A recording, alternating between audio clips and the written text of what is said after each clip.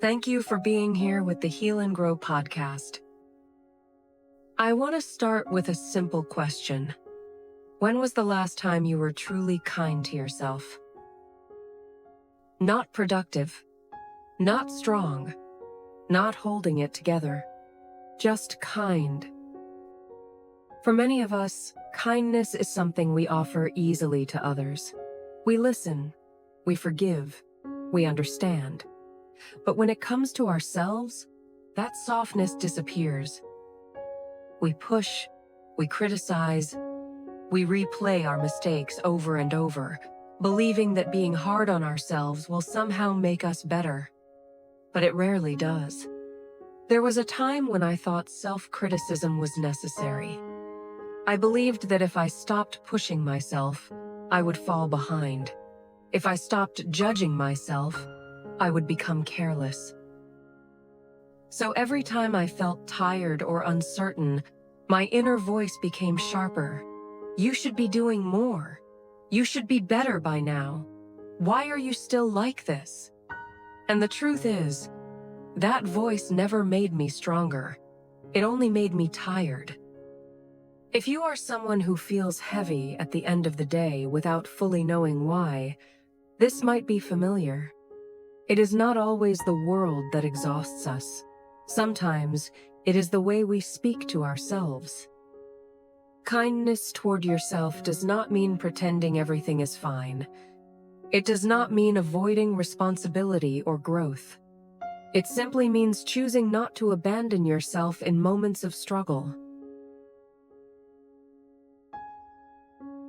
There is a difference between accountability and punishment.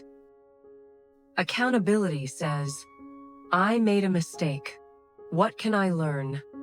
Punishment says, I failed. Something is wrong with me. Many of us confuse the two, and we end up turning every mistake into a verdict on our worth. If you grew up believing that love had to be earned, that rest had to be deserved, or that mistakes meant disappointment, it makes sense that kindness feels uncomfortable now. Your nervous system learned that being gentle was risky, that staying alert and self-critical was safer. So when you feel yourself tightening up inside, it is not because you are doing something wrong. It is because your system is trying to protect you. Staying kind with yourself starts with noticing that moment. The moment your shoulders tense, the moment your breath shortens, the moment your thoughts turn against you. Instead of fixing it immediately, pause. Place a hand on your chest if it helps. Take one slow breath and remind yourself, I am allowed to be human here. That pause matters more than you think. Another way to stay kind with yourself is to change the question you ask in difficult moments. Instead of asking, what is wrong with me? Try asking, what do I need right now? That question shifts you from judgment into care. Sometimes the answer is rest. Sometimes it is space. Sometimes it is honesty. And sometimes it is simply permission to not have everything figured out. Kindness also means letting yourself move at a human pace. Not every season is meant for growth or achievement. Some seasons are for integration, for healing, for catching your breath. You do not have to force yourself forward just because the world around you seems to be moving fast. And here is something important. Being kind to yourself does not make you weaker. It makes you steadier. When you stop attacking yourself, you create the safety needed to change. Growth happens more naturally in an environment of trust than in one of fear. If you are sensitive, thoughtful, or deeply reflective, that is not a flaw.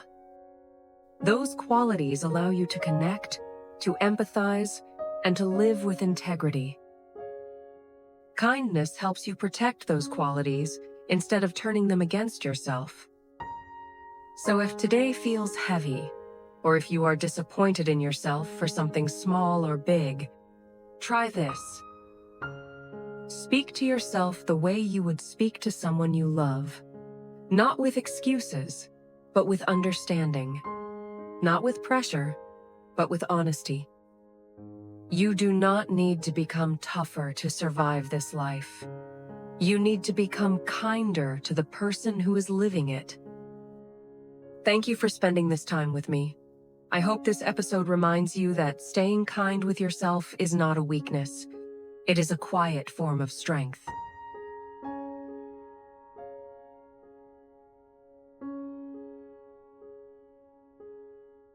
I don't know what kind of day you're having, but I'm really glad you're here. The fact that you pressed play already means you're still trying in your own quiet way. So let's take a moment and slow things down together. I know today hasn't been an easy day.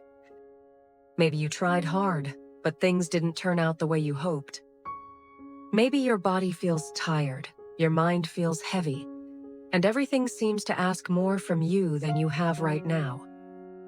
And I want you to hear this clearly. You don't need to hold yourself together just to prove that you're okay. Not being okay in this moment doesn't make you weak. It simply means you're human, and you've been carrying a lot. Today, I want you to allow yourself to lower your expectations. You don't need to be exceptional. You don't need to push forward or prove anything. You just need to not abandon yourself. If today all you could manage was brushing your teeth and drinking a glass of water, that still matters. Because on days when the rain is heavy, keeping the light from going out is already an act of strength. I want you to imagine this. Inside you, there is a small light. Not a spotlight, not something meant to shine brightly for everyone to see. Just a light strong enough to show you the next step. On good days, that light feels steady and clear. On days like today, when the rain is strong and the wind is loud, it flickers. And the important thing is this. You don't need to make it brighter right now. You just need to protect it. So take a moment and come back to your body. Take a deep breath in and let it out slowly. Feel your feet on the ground. You are still here. The light is still here. And in this moment, you are safe. Let go of the habit of judging yourself. Instead of asking why you're not stronger, remind yourself that you are doing the best you can with the energy you have today. If a close friend were feeling this way, you wouldn't rush them or criticize them. You would stay with them. So today, stay with yourself in that same gentle way. When everything feels like too much, you don't need to solve your entire life. Just ask one simple question. Right now, what is the smallest thing I can do to protect this light? Maybe it's washing your face. Maybe it's turning off notifications for 10 minutes. Maybe it's sitting still and allowing yourself to rest. One small action is enough to keep the light from going out. If you start to feel lost, place one hand over the other and hold it there for a moment. That physical reminder tells you something important. You are here, and you are not leaving yourself. There are days when you don't need to win the world. You only need to keep your inner light alive. Today will pass.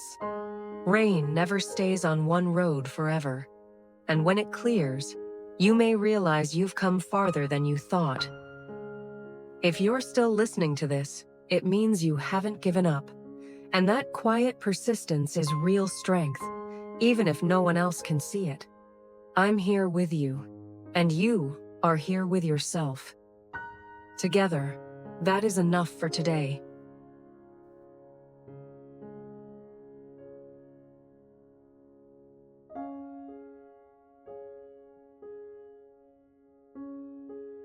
If you are struggling to forgive yourself, it is usually not because the mistake was too big.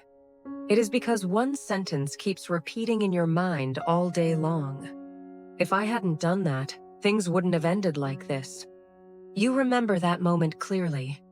Your hand on the keyboard. The second you said yes. The silence, when you could have spoken but didn't. You return to that exact point in the past and replay the same scene again and again. And every time you do, you hurt yourself one more time. No one is attacking you. You are the one hurting yourself. Then the questions begin. Why didn't I think further ahead? Why didn't I control myself better? Why was I so foolish? But when you stand too close to pain, there are no answers that are both realistic and kind. Only harsh conclusions. I'm weak. I'm careless. I ruined my own life. Slowly, you begin to hate yourself.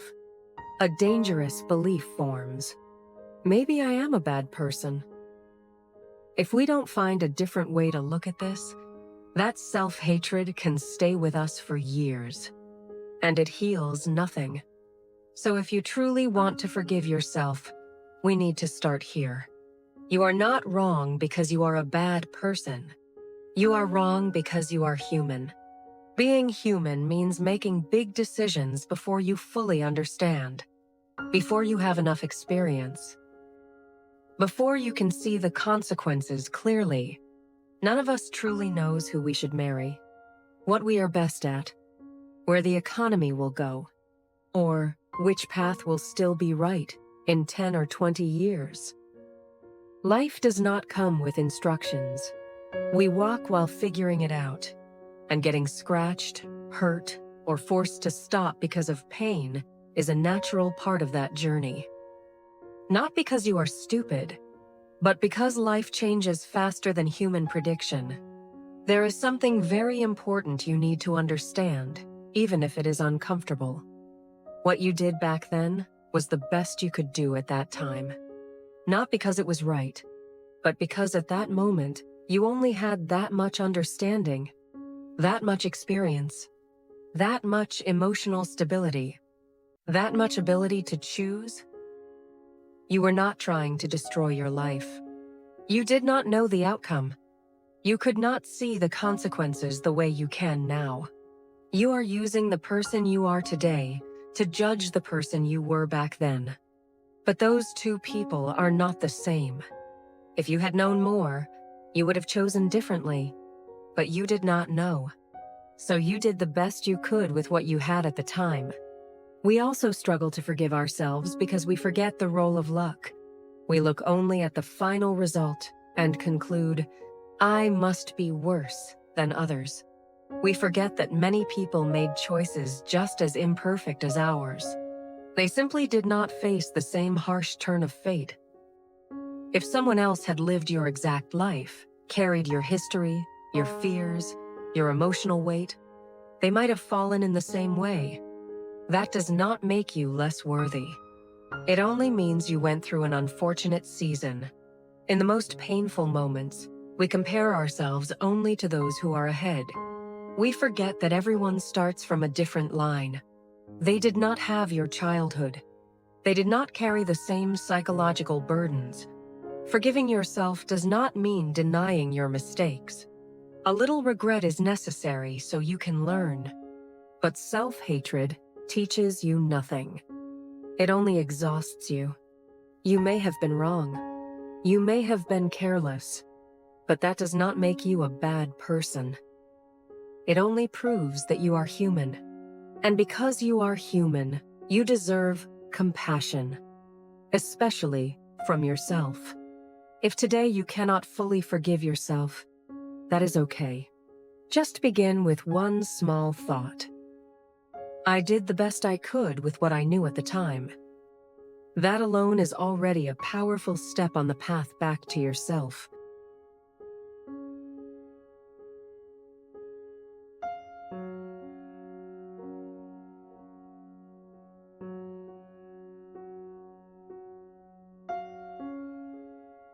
Today, I want to talk about something that might be quietly shaping your confidence every single day, even when you don't notice it. It is something you use all the time. something that can slowly build you up or slowly wear you down. Your words, not the words you say to others, but the words you say to yourself, quietly, in your own mind. Have you ever caught yourself saying, "I'm so bad at this," or "Why am I always like this?" or "I'll never get better"? You might say these things quickly, without thinking. You might even say them as a joke. But your mind is always listening. Our brain does not clearly separate jokes from serious statements.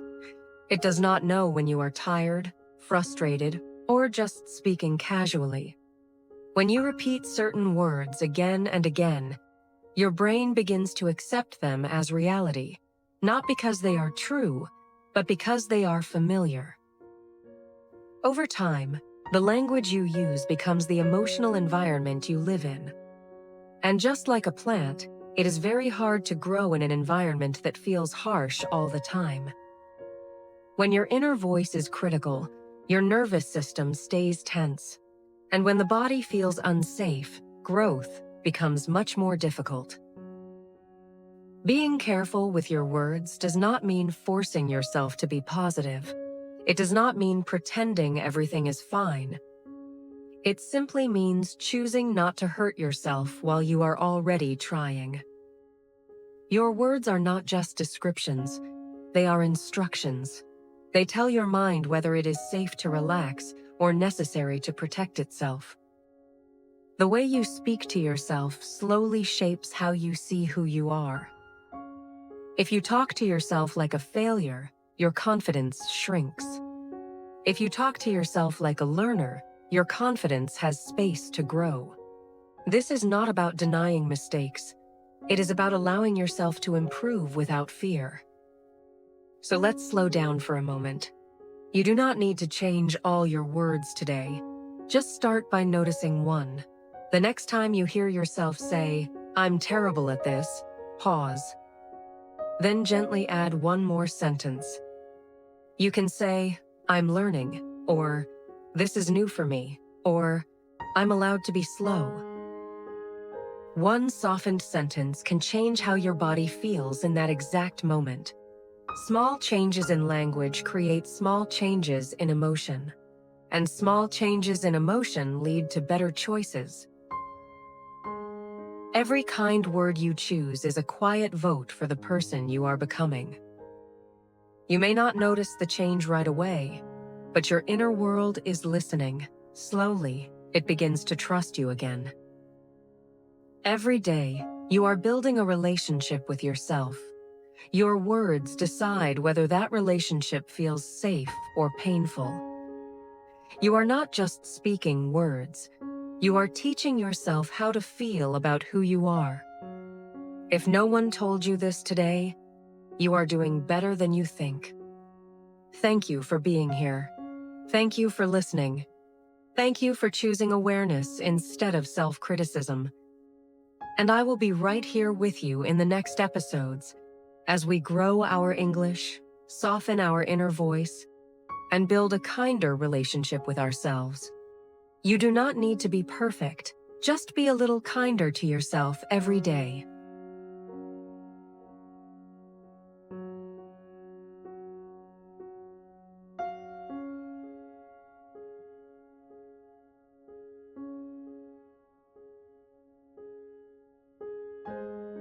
There is something many of us have experienced but rarely talk about.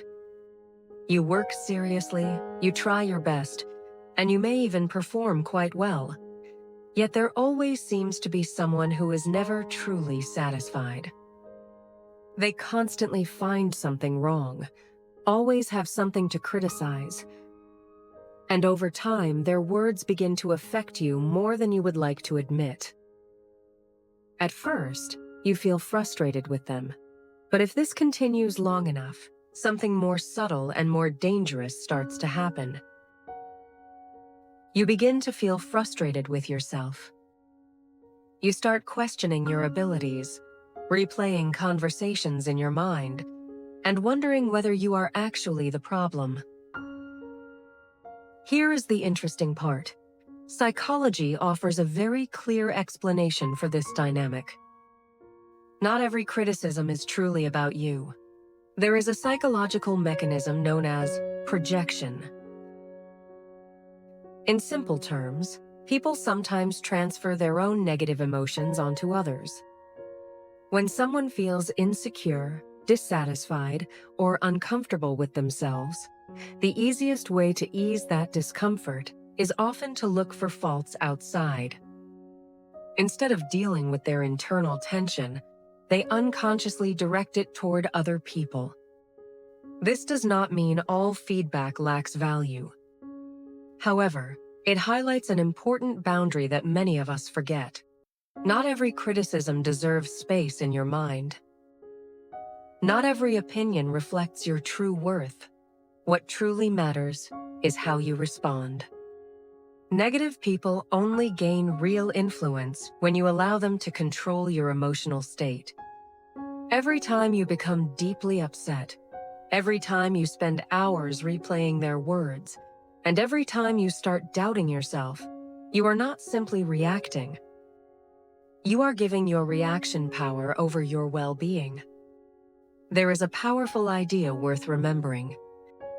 You cannot always control what happens around you, but you can always control how you respond. The real issue is not how others behave. The real issue is whether your inner state depends on that behavior. Stress caused by negative interactions is very real. It is not just a passing feeling. Chronic stress affects your brain, your concentration, your productivity, and your sense of inner stability. In other words, being pulled into unnecessary emotional turbulence comes with a genuine cost. So what can you actually do? Not change them, because that is often beyond your control, but you can always adjust your response. First, learn to set boundaries. You are not obligated to absorb someone else's negativity. A simple yet remarkably effective question is this: what solution do you suggest? This gently shifts the dynamic from emotion toward logic and from complaint toward problem solving. Second, manage your emotional reactions. Negative individuals often behave irrationally, and this can actually become your advantage. The calmer you remain, the less influence their behavior has over you. Not every situation requires a reaction. Not every comment deserves your energy. Third, learn to distinguish constructive feedback from emotional attacks. Ask yourself a very simple question: does this genuinely help me improve? If the answer is yes, then it becomes useful information. If the answer is no, then it becomes unnecessary noise. And finally, adopt a realistic perspective. In work, in life, and in relationships, difficult people will always exist. Your responsibility is not to satisfy everyone, nor is it to regulate other people's emotions. What matters far more is protecting your own mental clarity and emotional balance. Because when you stop being easily triggered, something interesting begins to happen. People who once seemed overwhelmingly influential gradually lose their impact. Not because they have changed, but because your response has changed. Sometimes true strength is not expressed through confrontation. Sometimes it is simply the ability to remain calm, smile, and continue moving forward.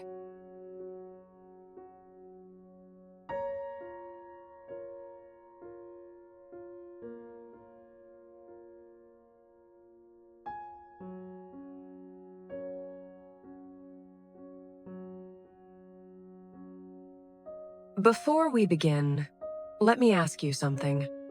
Have you ever decided that someone was wrong before they even finished speaking?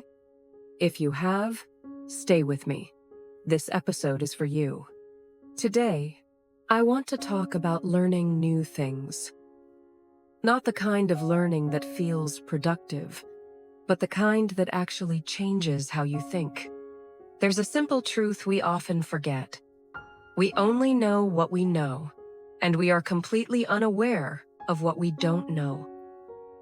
That blind spot is where most misunderstandings, conflicts, and missed opportunities come from. Every one of us sees the world through our own experiences. What we've lived, what we've learned, and what we believe quietly shapes how we interpret everything around us. That's normal. The problem begins when we forget that our view is only one small part of a much bigger picture. So when someone says something that sounds unfamiliar or uncomfortable, our mind reacts fast. Not to understand, but to defend. We protect what feels safe. We protect what we already know. But real learning never starts with defense. It starts with listening. And listening doesn't mean agreeing. It doesn't mean believing right away. It simply means giving an idea a few seconds of space before shutting it down. Sometimes, all it takes is one question. Is there something here I've never thought about before? That single pause, that single question, is often the moment learning actually begins. Let me give you a simple example that might feel uncomfortably familiar. You have been doing your work for years. You know what works, what fails, and what it takes to get results. Your experience gives you confidence, and rightly so. Then someone younger suggests a different way of doing things. Almost immediately, a thought appears. I've been doing this for years. That won't work in the real world. This reaction is not arrogance. It is experience trying to protect itself. But here is the moment that matters. Imagine you pause. Instead of shutting the idea down, you listen, not to agree and not to follow, but to understand why they see it that way. You may walk away deciding to change nothing at all, yet something subtle has happened. You now see the problem from another angle. Your understanding has expanded, even if your method stays the same. And that is what real learning looks like. Learning is not about abandoning what you know or admitting you were wrong. It is about refusing to trap yourself inside a single perspective. The moment you choose curiosity over dismissal, you do not lose your experience. You deepen it. And that is how growth continues, not just at the beginning of your journey, but long after you already know a great deal.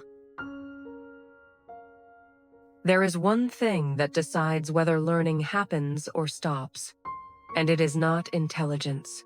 It is not talent. It is how you relate to what you do not yet know. In psychology, this is called a growth mindset. Simply put, a growth mindset means believing that learning is always possible, that not knowing yet is not a failure, and that your value as a person is not tied to being right all the time. The moment we believe we must always be right, always competent, and never wrong, something shifts. Every different opinion starts to feel uncomfortable, even threatening. And without realizing it, we stop learning. Not because new information is unavailable, but because our energy goes into protecting our ego. People with a growth mindset respond differently. They do not rush to argue or defend themselves. They become curious. They can say, maybe I don't understand this yet, or maybe there's something here I need to look at again. That single shift from defense to curiosity changes everything. It allows learning to go deeper, to last longer, and to actually transform how we think. When curiosity leads, learning stays alive. The moment you stop needing to be right, you make room to understand more. Growth happens not when the ego wins, but when curiosity is allowed to stay. Here is something interesting about learning. When we know very little, we often feel surprisingly confident. As we learn more, we become more careful with our conclusions. Not because we are weaker, but because we begin to see how complex and wide the world truly is. The people who grow the most are rarely the loudest in the room. They are the ones willing to say, "I don't understand this yet," or "I'm still learning." That honesty becomes their strength. Most mistakes in life do not come from ignorance. They come from believing we already know enough. We judge too fast. We conclude too early. And in doing so, we lose the chance to understand others and ourselves more deeply. The moment you accept that you do not know everything, something softens inside you. You become calmer. You listen more carefully. You ask better questions. And you stop rushing to label people, situations, and even yourself. Learning new things is not about collecting more and more knowledge. It is about knowing clearly where you are in your understanding right now. When you can say, "I am still learning," you do not become smaller. You expand. Perhaps maturity is not about having all the answers, but about being at peace with the fact that you are still on the way. Before we end, I want to leave you with a gentle wish. May you be kind enough to yourself to not need all the answers, not need to be right all the time, and still allow yourself to grow at your own pace. Thank you for being here, for staying until this moment. I wish you a peaceful day and a heart open enough to welcome new things, slowly, honestly, and with care.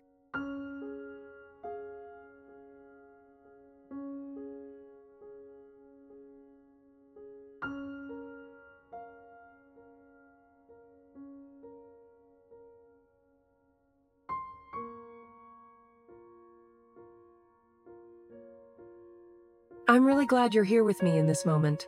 If today feels heavier than usual, if you know what you need to do but can't seem to start, this space is for you. You don't need to push, you don't need to fix anything right now. Just stay with me for a few minutes, and let's gently listen to what your energy has been trying to tell you. Have you ever sat in front of a familiar task, something you fully know how to do, but your hands just won't move and your mind feels heavy? You're not avoiding it. You still want to do it. You even feel pressure because you know you should have started already. But your body doesn't cooperate. Your thoughts feel slow. Your chest feels tight. Your whole system feels drained, as if something inside you is pulling the brakes. And in that moment, we usually tell ourselves the same story. I must lack discipline. I must be weak. I'm just not determined enough. But very often, the problem isn't willpower, it's energy. We try to use willpower to drag an overloaded body forward. We push harder, become stricter, and demand more. But real motivation doesn't come from force. It comes back when you pause, notice what state you're in, and protect your energy before you try to create more of it. And that's where today's conversation begins. Because before asking, "Why do I have no motivation?" a more honest question might be, what is my body trying to tell me? And how long have I been ignoring it? Motivation isn't just discipline or determination.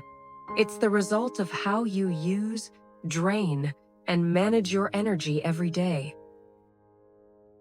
Once you start observing your energy honestly, you'll notice something important. Some days feel light. You wake up clear, your breathing is easy, your body feels open, and starting is natural. You focus well, you think clearly, and things fall into place. Then other days, You're running on poor sleep, emotional tension, and too many unresolved thoughts. On those days, the same task feels heavy the moment you open your laptop. Not because you're worse than yesterday, but because your energy state is different. Here's why this matters. If you don't recognize the difference, you get trapped in a painful loop. You feel tired, you slow down, you criticize yourself, your brain gets more tense, and then you feel even more exhausted. Over time, motivation doesn't just fade. It turns into burnout, frustration, and a quiet loss of trust in yourself. What matters isn't keeping the same pace every day.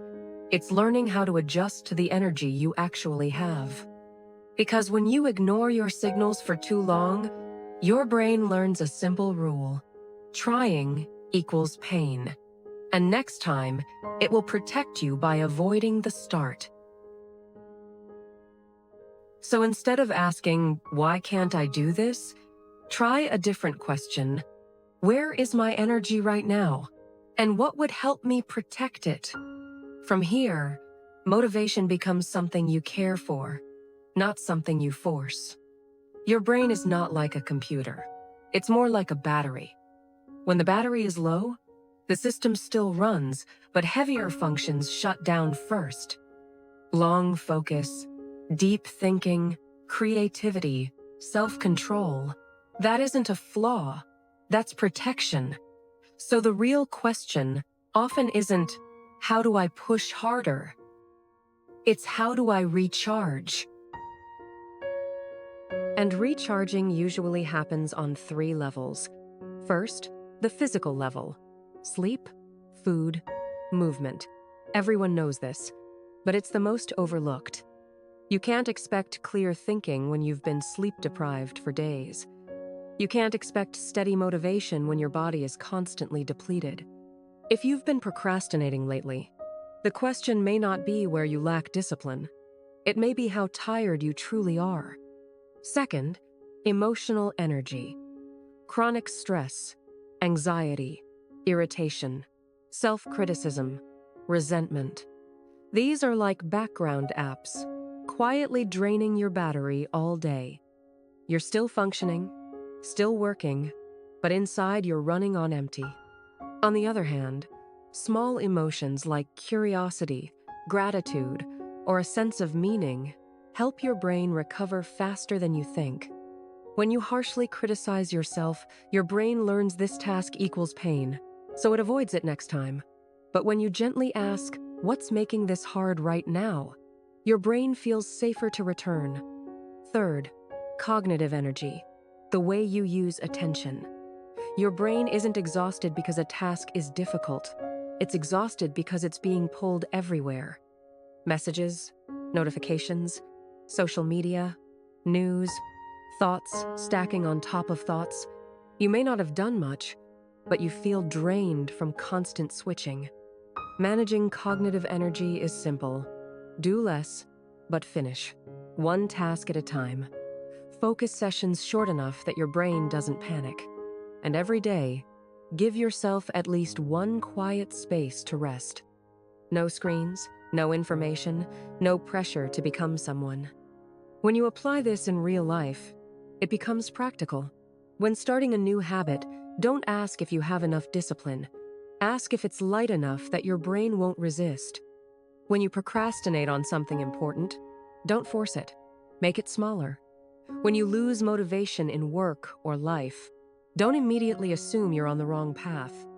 You may simply be too exhausted to feel the meaning of the path you're on. In the end, motivation isn't something you force out of yourself. It's a natural outcome when your brain feels safe, your body has energy, and your system isn't overloaded. When your purpose feels real enough to believe in, your steps are small enough to repeat, and your energy is steady enough to sustain, motivation returns quietly, like breathing. Not loud, not intense, but enough to carry you far. Before we end, I want you to remember this. You're not behind, you're not broken, and you're not failing because you lack discipline. Very often, What looks like a lack of motivation is simply your body and your mind asking to be treated with a little more care. So later today, or tomorrow, instead of asking yourself why you can't do more, try asking a different question. What would help my energy feel a little safer right now? You don't need a big answer. You don't need a perfect plan. Just one small, honest step is enough. Thank you for being here, for listening with openness, and for choosing to care for yourself in this moment. Take a slow breath, let your body settle, and when you're ready, I'll see you in the next episode.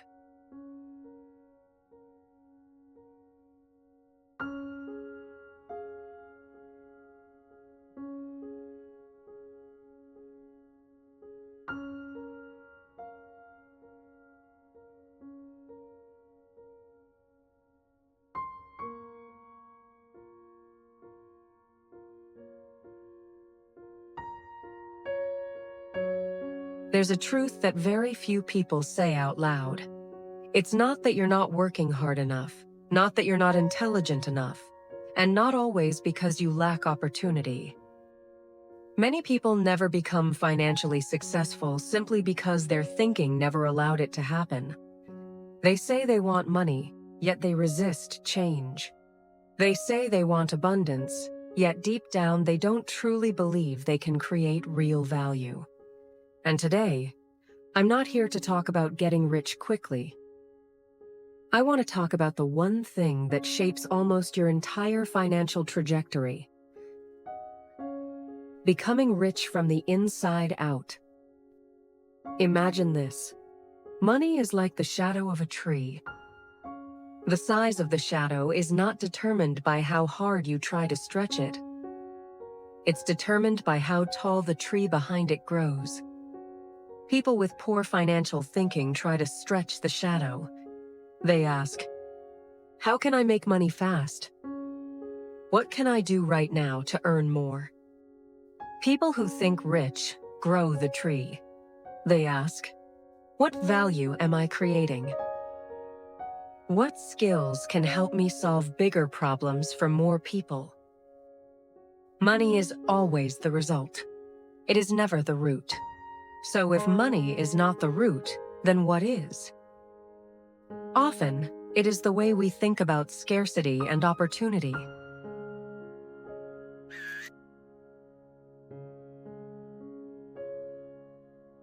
In psychology, there is a concept called the scarcity mindset.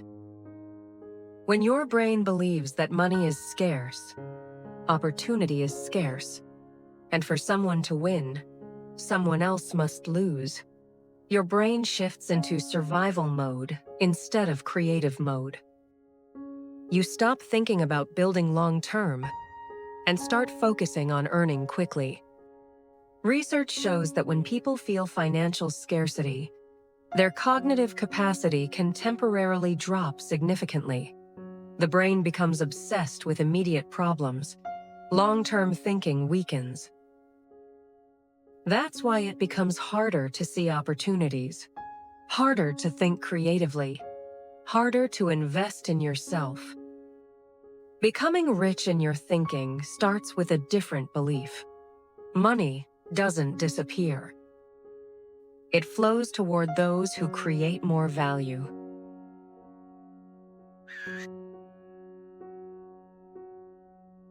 A common mistake is believing, once I have money, then I'll feel free.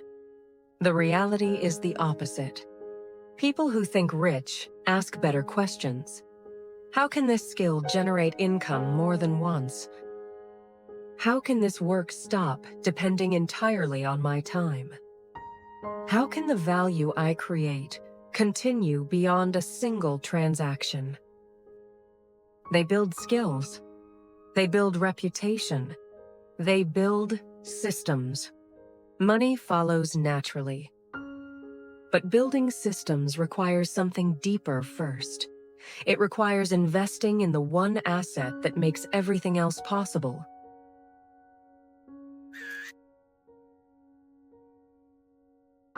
There is nothing wrong with saving money. In fact, Discipline is often the foundation of financial stability and long-term security. But saving alone rarely changes your financial trajectory. Protecting what you already have is important, yet protection by itself does not create meaningful growth. Many people focus entirely on preserving their income and minimizing risk. While caution has value, growth requires a willingness to expand. The hesitation to invest in yourself usually comes from fear. Fear of choosing the wrong path, fear of wasting money, fear of starting too late, or fear of not being good enough. These fears are human and completely understandable. However, people who think about wealth in the long term recognize something deeper. Your ability to earn is not fixed. It can grow, it can compound, it can evolve with experience and effort.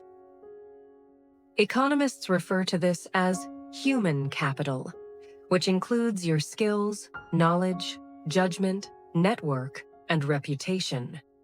Over time, human capital often has a greater impact on income than small adjustments in spending ever could.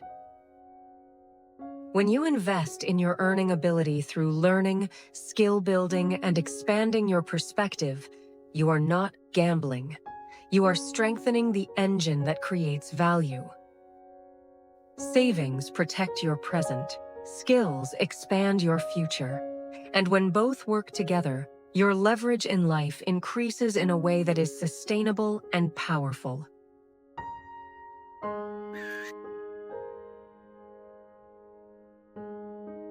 There is something almost all sustainably wealthy people share. They don't constantly ask, "Why is life unfair? Why am I unlucky?" Instead, they ask, "What am I misunderstanding? What strategy needs adjusting?" No self-pity. No blaming the world. Just responsibility and refinement. The moment you stop blaming and start adjusting, you regain control of your financial future.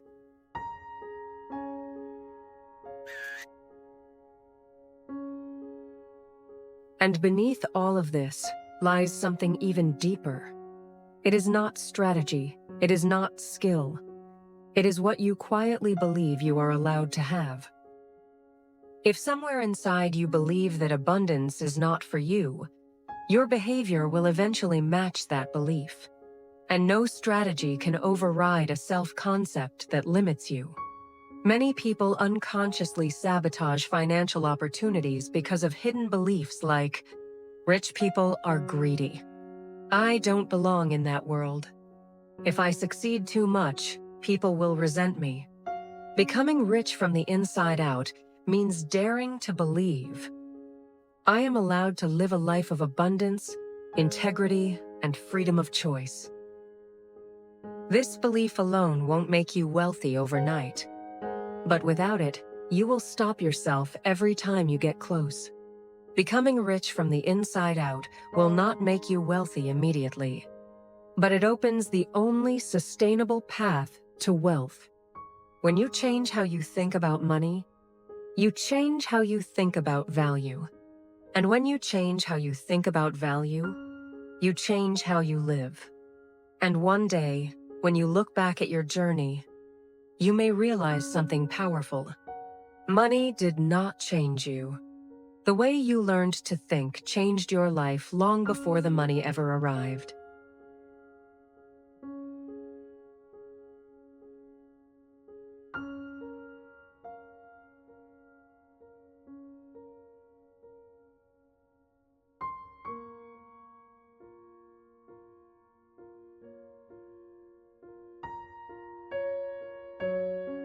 Thank you for being here with the Heal and Grow podcast in this moment.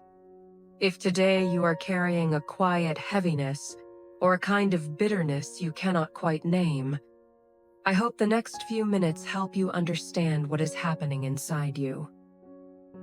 There are moments in life when you are not sad because of something dramatic or obvious.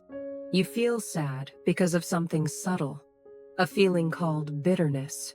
It does not arrive the moment someone disappoints you. It comes later, when you sit alone and think, I did not expect them to be like that. Most of us have been in that place. You are struggling. You truly need someone. And in your mind, a very natural belief appears. This person will be here for me. But then they are not. Not because they are cruel. Not because they meant to abandon you. And yet the bitterness still shows up, clearly and heavily. In psychology, there is a very important insight about this. The deepest pain does not come from loss itself. It comes from unspoken expectations. Expectations that were never expressed, but were quietly assumed to be obvious. Those silent expectations are what hurt us the most when reality does not unfold the way we imagined. Because when you believe that someone will understand, will remember, will stay, even though you never said it out loud, the moment they do not, you do not just feel sad, you feel betrayed. And that is when people say they have understood how life works. But if you look more closely, there is an important question here. Why did you believe that another person was obligated to be there for you, to help you, to care for you when you were struggling?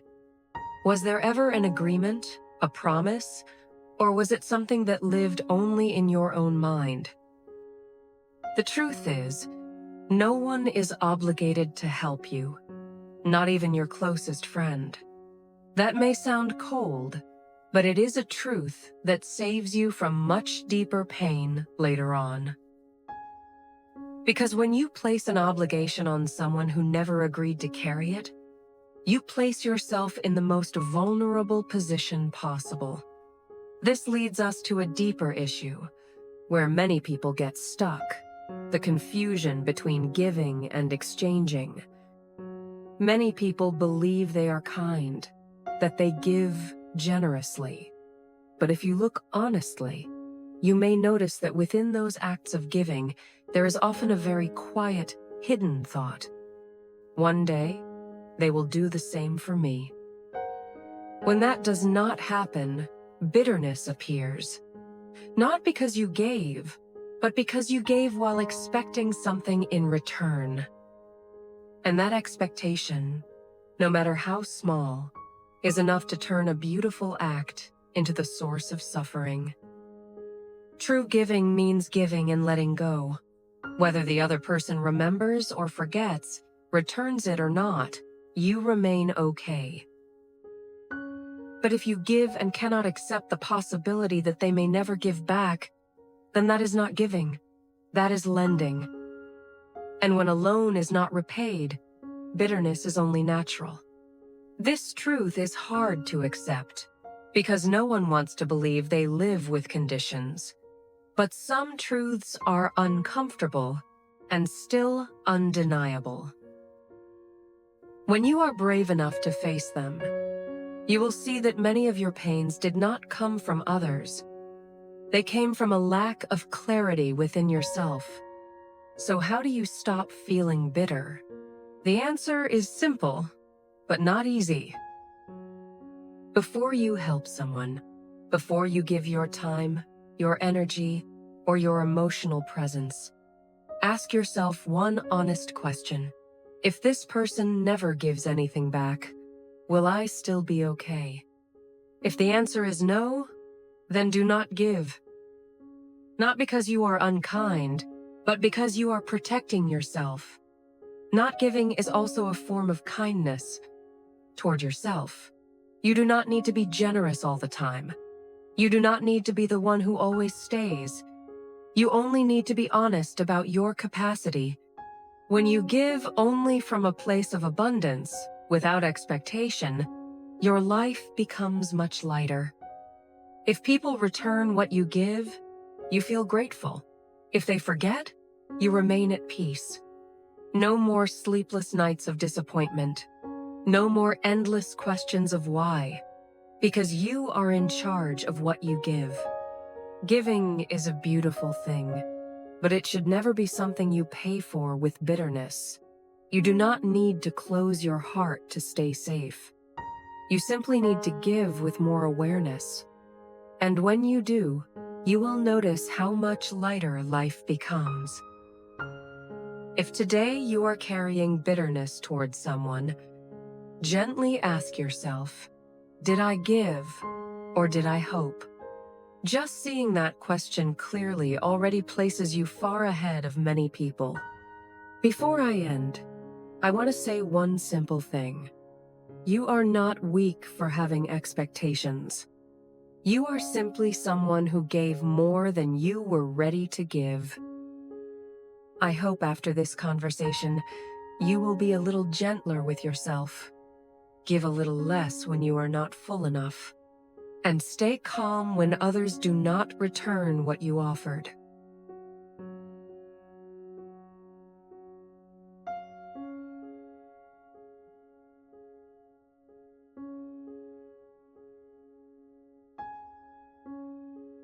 There is a moment that feels very familiar, but few people talk about it.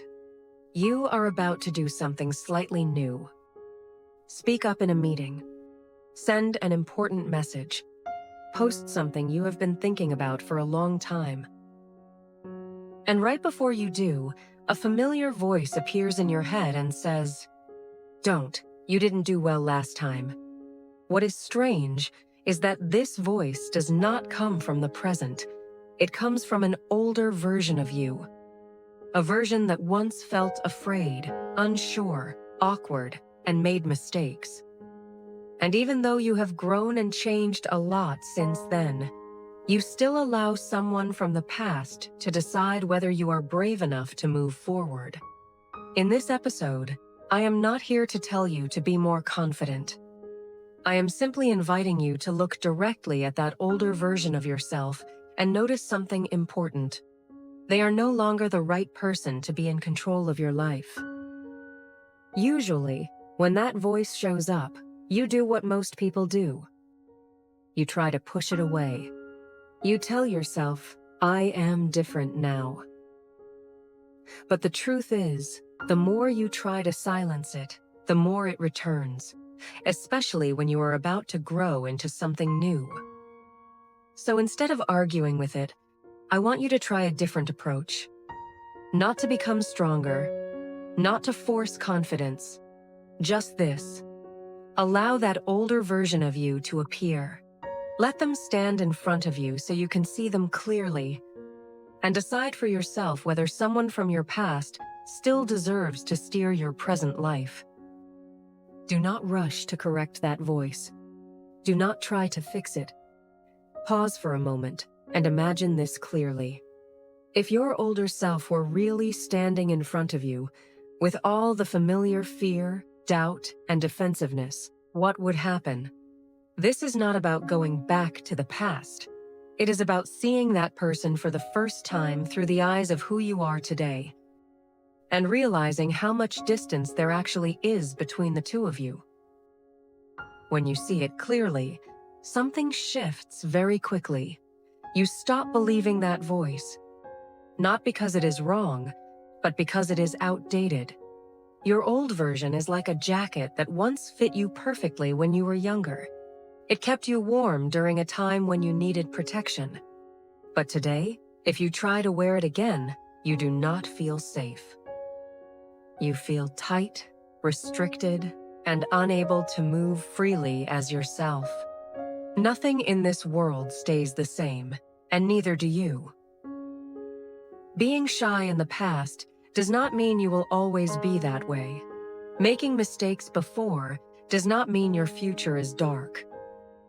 Every phase of your life existed for a reason, to teach you something, to help you move a little further.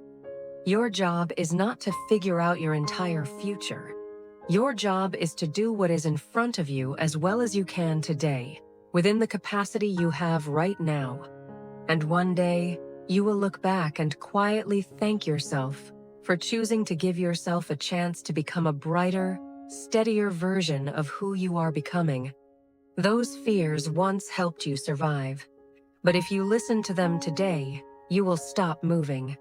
And this is the moment you realize the problem is not that you are not good enough. It is that you have grown beyond the person who needed to be afraid. From here, things become simpler. You do not need to fight your past. You do not need to prove that you have changed. You only need to recognize that the version of you who once felt afraid has already completed their role. They helped you through a difficult chapter, and that is enough. Today, you can move forward gently and take back the steering wheel of your life. No rushing, no perfection required. Just keep going, with the understanding that you do not need to stay in a place you have already outgrown. The past has finished its role, and from here on, no outdated version of you gets to decide the direction of your life.